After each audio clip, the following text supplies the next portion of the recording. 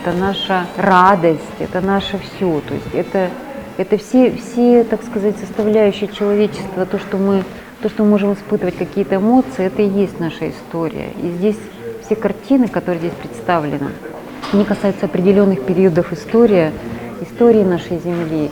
И они очень все трогательные, качественные, и очень все, так скажем, пропущенные через сердце художника, который это делал, вот, через его душу.